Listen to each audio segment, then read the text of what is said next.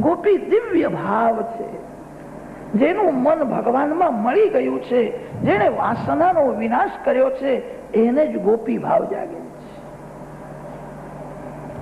આ બહારથી જે શરીર દેખાય છે એને સ્થૂળ શરીર કહે છે.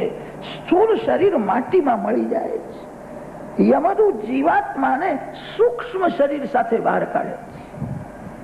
પંચ જ્ઞાનેન્દ્રિય, પંચ કર્મેન્દ્રિય, પંચ પ્રાણ, મન અને બુદ્ધિ 17 તત્વનું સૂક્ષ્મ શરીર હોય છે.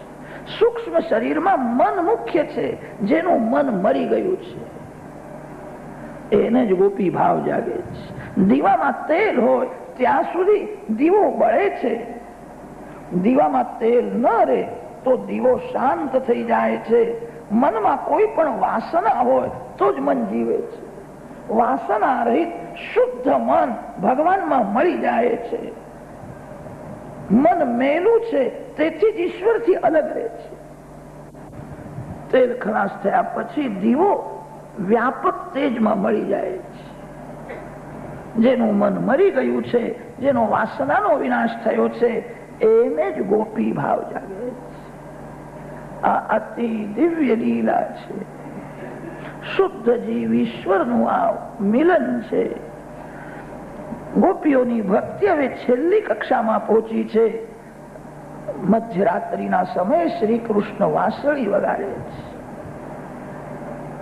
ગોપી સાંભળે છે. ઘરના લોકોને આ રાસની વાંસળી ઘરના લોકો સાંભળી શક્યા નહીં, એમને કઈ સંભળાયું જ નહીં. જેનો વાસનાનો પડદો દૂર થયો છે, આજ પણ ભગવાન વાંસળી વગાડે છે, પણ જીવ સાંભળી શકતો નથી. એના મનમાં વાસના છે. વાસનાનો વિનાશ જેણે કર્યો છે એ જ રાસની વાંસળી સાંભળી શકે છે. વિશેષતા તો એ છે, ગોપીઓનું કોઈ નામ લેતા નથી. સુખદેવજી મહારાજે બહુ વિવેકથી કથા કરી છે. કોઈ ગોપીનું નામ નથી મળતું. લિંપંત્યઃ પ્રમૃજંત્યોન્યાઃ અંજંત્યઃ કાશ્ચલોચને વ્યત્યસ્ત વસ્ત્રાભરણાઃ કાશ્ચિત કૃષ્ણાંતિકમ યયુઃ કાશ્ચિત અન્યાઃ અપરાઃ.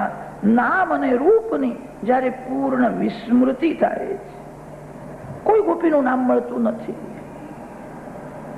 બારે ભારે બોલ્યા છે. કોઈ લીપવાનું કામ કરે છે, કોઈ શૃંગારનું કામ કરે છે.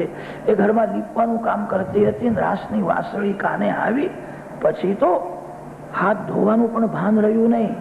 હાથ છાણથી ખરડાયેલા છે, દોડવા લાગી. આ ગોપીમાં સ્ત્રી